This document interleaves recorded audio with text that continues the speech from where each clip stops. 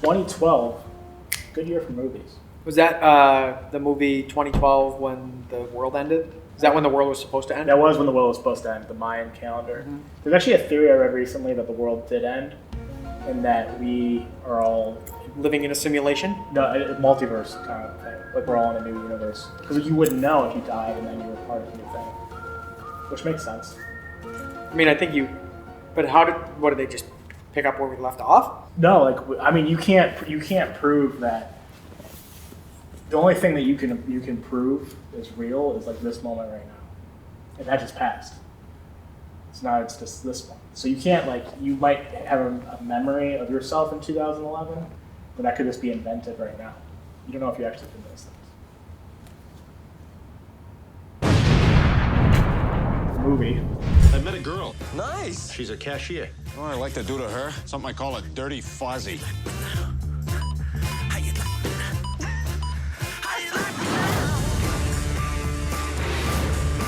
Down here, not looking up your towel, swear to God, not looking at your funny business. Sometimes I think back to that Christmas morning when I was 8 years old. I wish I'd just gotten a Teddy Ruxpin.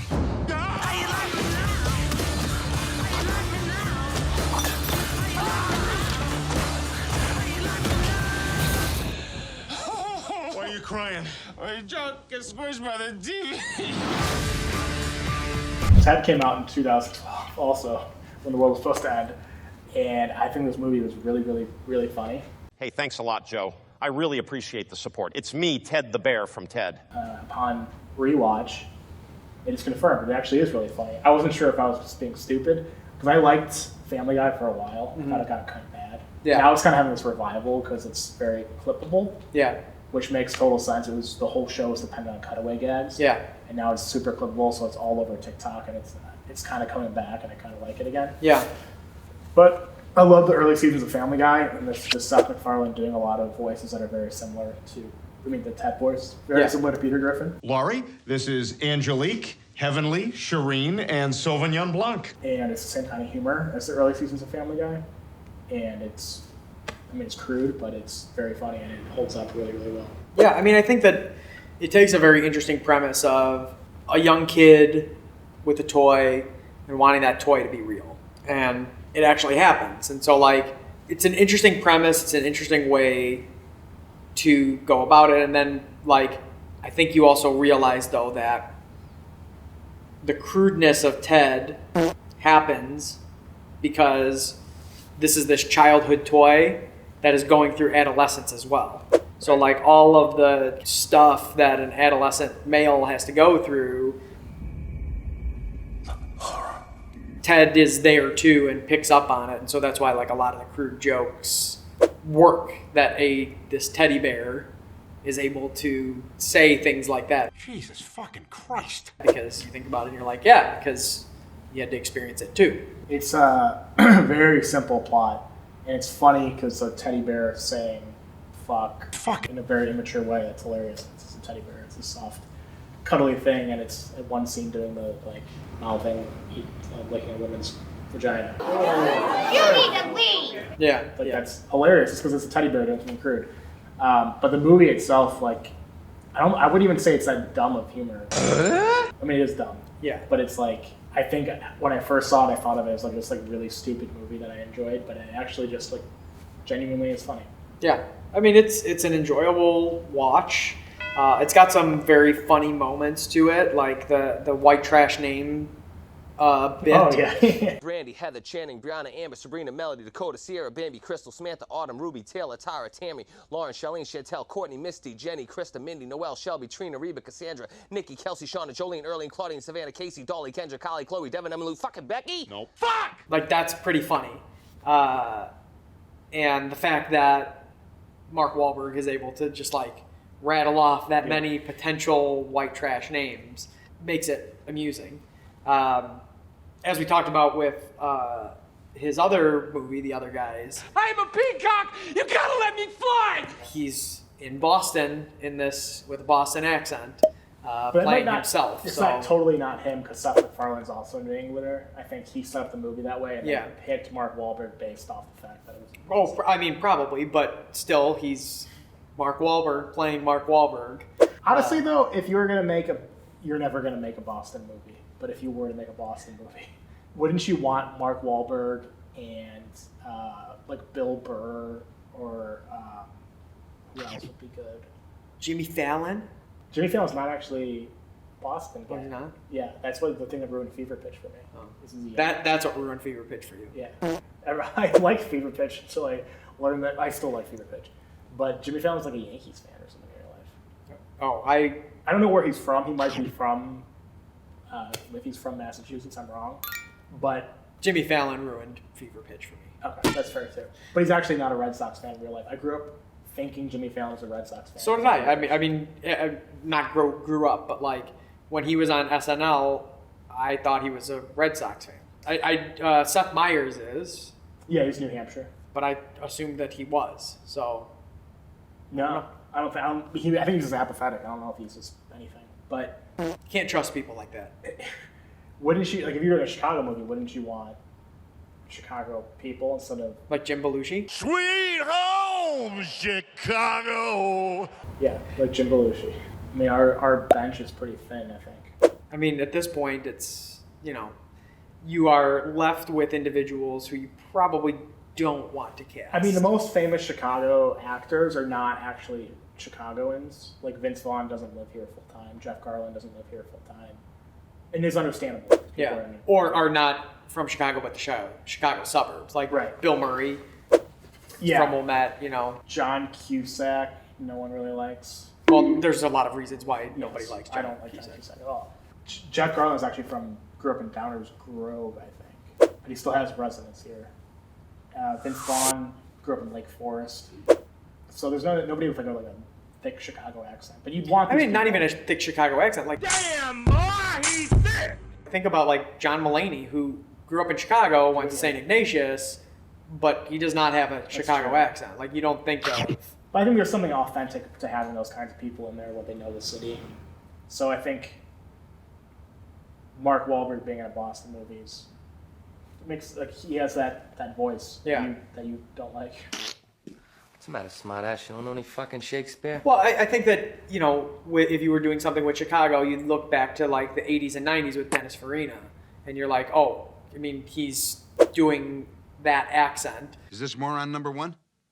Put moron number 2 on the phone. He's playing cops, and so you're like, oh, that's a typical cop accent. Even if it was not based in Chicago, you kind of associated him with that. Sydney, sit down, relax, have a sandwich, drink a glass of milk, do some fucking thing, will you? And I think he got away with it because of the types of characters that he was playing, and they're like, we're looking for a very specific thing, and you're it.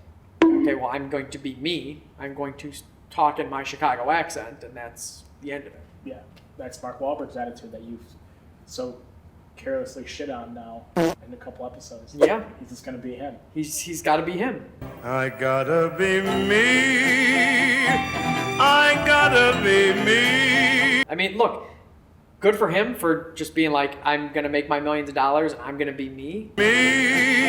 But like at the same time, too, the whole point of acting is that you're playing some other character. Right. And you're becoming that other character. You're not saying, make that character me. You're not saying to the writer, make that character me. Like, it should always be the actor saying, like asking the writer, how do I make this character come alive? And that's why I shit on it. It's because it's kind of like, it's as somebody who has done a lot of writing, if you took the time and effort to put together a screenplay, developing characters to be a certain thing, right? Or not even a certain thing, but like you want a character to be a certain way. And then you get it greenlit and it's gonna go and get produced and everything. And then in comes this actor who you're like, okay, let's cast this guy. And then comes this actor who goes, I'm not doing a voice. Nah, I don't really feel like it. And you're like, oh, but like, I want this to be a certain way. And they're like, no, I'm going to do it my way. Like, that's kind of offensive. Sorry, liberal. Did I offend you? It's me, Ted, the bear from Ted. I think that's a shot at Seth Rogen then. Or a lot of other people who have just decided, fuck it, I'm not doing a voice. Like, I'm not going to method act this at all. Whether or not they know how to actually go through the process of method acting, but like they just decided like I'm doing it my way. You have signed on for my name. I'm doing it my way. I think this is a case where he was just the perfect person to be.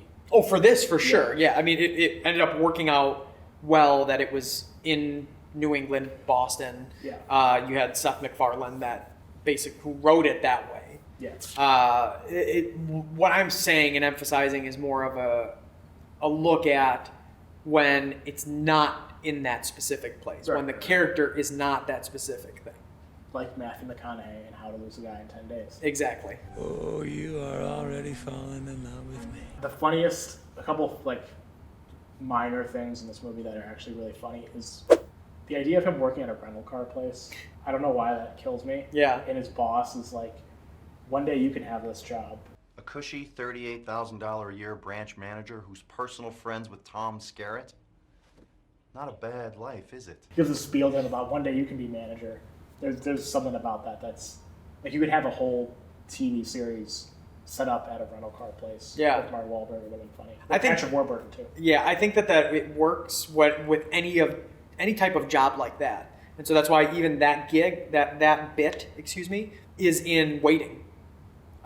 With you could have you could be the manager of this tchotchkes or whatever it was called. Like, okay, like, dude, I don't want that life. Like, I don't want that. And there's a good running gag, and then another good running gag from the rental car place is Patrick Warburton like being closet homosexual. My phone says I texted someone at 3:15 asking them to beat me up, and then at 4:30 I texted the same person saying thanks. And you don't remember it? No, same as last time. I mean, it just seems kind of gay, doesn't it? I don't know, maybe, yeah. You know, Patrick, I think we were talking about this once before. Patrick Warburton doesn't watch Family Guy, even though he does a voice in Family Guy, because he thinks the show's like crude and offensive. Like he thinks he's like very religious, so he doesn't mind cashing them checks though. Does not. The money is still green, but he will not watch Family Guy. I can see an element of not wanting to watch your own content. Right? I mean, we have to do it because if we don't watch it, nobody else will, because it's just the two of us. We're the only two that watch this. But you can also be your worst critic and be like, I could have done that better. I could have done that voice better. I could have, done this better or whatever. So I can understand, like with Adam Sandler, right? He does it for the reason of, which I don't know that he doesn't watch his own content, but he doesn't read the reviews because he doesn't want to know what other people think. Like, he's doing it for him. He's doing it for his own reasons. And it's kind of the same thing with acting, right? Like you or voice acting. Like, you do it for your reasons, and whether or not you watch it is kind of irrelevant because it's already out there in the universe. There's nothing you can do about it. You can't go back and be like, I want to re-record how I said that line or how I did that. If he's not watching Family Guy, though, he's definitely not watching Ted. Oh, for sure. I mean, and he's probably not watching reruns of Seinfeld either. Seinfeld is very censored because of the time it came out, so I don't know. Depends how. If he has a really low threshold, then I guess not. But that's the entire career. All I know him from is Seinfeld, Family Guy, Ted, Rules of Engagement. There were a couple of movies in there that he. What was the one? Get Shorty? Is he in that with John Travolta? He must have been young because that was like 94. I guess that's during Seinfeld. Yeah, it was about Seinfeld time frame. I'd have to rewatch that to see. I don't know. Maybe. Yeah. Well, he's definitely not watching the episode of Seinfeld where they go to the New Jersey Devils game. You painted your face? Yeah. Why? Well, support the team. I hope you get Lou Gehrig's disease line. Yeah, they really offended a lot of people with that. I'm sure it's a devastating illness. Yeah, which, I mean, isn't there a joke in Family Guy where they talk about Lou Gehrig's disease and they talk about Lou Gehrig? Excellent. As soon as I release this biological toxin into the world's water supply, I will rule the world. I'll call it Lou Gehrig's disease. I just have to remember to make sure this cap is screwed on tight. Well, I guess the joke's on me. That's probably why they don't call it Lou Gehrig's disease anymore. Yeah, because I actually, when I was younger, did not know what it was actually called. That it was called ALS? Yeah. what I don't I even know know what it- it means, what it stands for. I just know ALS. Yeah, I know what it is now. Obviously, like Major League Baseball has become a big advocate against ALS, but I always just thought it was Lou Gehrig's disease. Yeah. The other thing was, do you remember how this had like its moment in the sun, the Thunder Buddies? Fuck you, Thunder! You can suck my dick. You can't get me, Thunder, cause you're just God's farts. What's the matter, smartass? You don't know any fucking Shakespeare? Fuck you, Thunder. Yeah, that whole thing had like its moment in the sun, where everybody was quoting it and singing it, and that's not something that they're going to be quoting and singing, 15 years down the road, but it still had kind of its moment. So Yeah, Thunder Buddies, and then The Flash. yeah, Flash Gordon. the whole Flash Gordon thing. Yeah, Which I had no reference. I knew of Flash Gordon as a character, but didn't know the actor or any of that kind of stuff. So like, that's kind of cool when one movie can bring awareness to like an old cultural reference. yeah. Only other thing I was gonna say was the funniest moment I think can be very debatable among like 15 different things in the movie, but it might be when Ted wakes up toward the end of the movie. Yeah, I mean, when you showed me up, you put some of the stuffing in the wrong places, so I'm a little fucked up. But will you take care of me forever and ever? Yeah, That's probably the biggest laugh line. yeah. It was the biggest laugh line at the time. When I don't think that probably plays now at this point. Why? Because of the Just mentally challenged. yeah, probably does not play that well. I think something like South Park definitely gets a pass with this, but Family Guy gets sort of a pass. A little bit, yeah. I got one last thing. This movie almost didn't happen because both Mark Wahlberg and Seth MacFarlane were supposed to be on American Airlines Flight 11. I knew Seth MacFarlane, but I didn't know Mark Wahlberg. Yeah, so Mark Wahlberg ended up deciding to drive to New York City instead of getting on that plane, and from Boston, yeah. And Seth MacFarlane was 15 minutes late. I remember that. He was like hungover. He was 15 minutes late, and he made it. He got to the airport, and they're like, "Sorry, we're already gone." And then, so Family Guy almost doesn't like. There almost is not Family Guy. There almost is not like any of those movies with Mark Wahlberg, and think about none of that stuff happening. Talk about alternative timelines, right? Wubba lubba dub dub! That's an alternative timeline. That both of them get on that plane, and they're not around anymore. Way to end it on a very happy note, Chris. You wouldn't have had Planet of the Apes 2001. Well, they probably filmed it before because it was 2001. Oh, that's a good point. So the last. Maybe they needed CGI to finish the movie. Yeah, the last credit for like Chris Farley's last two movies were Dirty Work and Almost. Almost Famous. Yeah, Almost. Is that Almost? No, not Almost Famous. Almost Heroes. Yeah. Yeah, those were his last two movies, and they came out after he died. Planet of the Apes would have been the Mark Wahlberg one. Family Guy would have ended after like season 2 though, which is when it was still good. Yeah.